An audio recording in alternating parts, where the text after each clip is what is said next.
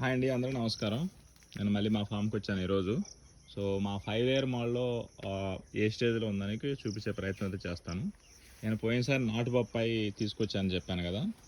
So ఇది just ఇప్పుడే పిందులు అయితే స్టార్ట్ అయినాయి. సో ఇది 5 లేయర్ మోడల్ కాబట్టి మనకి డిఫరెంట్ మొక్కలు ఉంటాయి అన్నమాట. సో ఇది జామ చెట్టు చూడండి, ఆల్రెడీ కాయలు చాలా అనేది కాసినాయి. సో ఇవన్నీ కాయలు అనమాట. సో మీరు అదేలాగా చూస్తే ఇక్కడ మునగ ఉంది.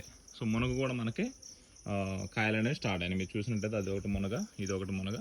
సో ఇది బనానా. సో మీరు బనానా ఆల్రెడీ మీకు చూపించాను కదా పాత వీడియోలలో.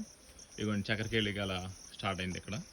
సో మీరు ఇలా చూసినట్లయితే ఇది సమ్మరు అయినా కానీ చూడండి, మనం ఇది ఒక మినీ ఫారెస్ట్ లాగా ఉండి ప్రతి చెట్టు చాలా యాక్టివ్గాను హెల్తీగా కనబడుతుంది నాకు.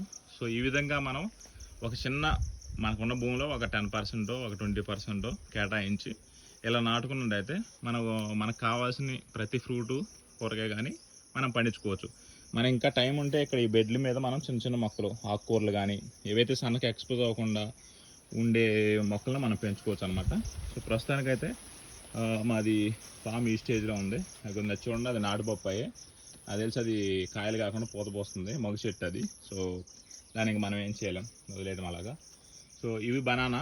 సో ఇవి కూడా చూడండి చాలా ఎంత హైట్ ఉన్నాయో, 20 feet దాకా ఉన్నాయి ఆల్మోస్ట్ కొన్ని మొక్కలు అయితే.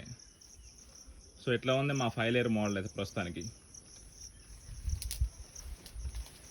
మీకు ఇక్కడ ఒక మొక్క కనపడుతుంది కదా, ఇది నేను సంక్రాంతికి వచ్చినప్పుడు ఇవి ప్లాంట్ చేశాను. దీని గురించి నేను ఒక ప్రత్యేకమైన వీడియో చేస్తాను దీని గురించి. సో ప్రస్తుతానికైతే మా ఫామ్ 5 లేయర్ మోడల్ అనేది ఇలా ఉందన్నమాట.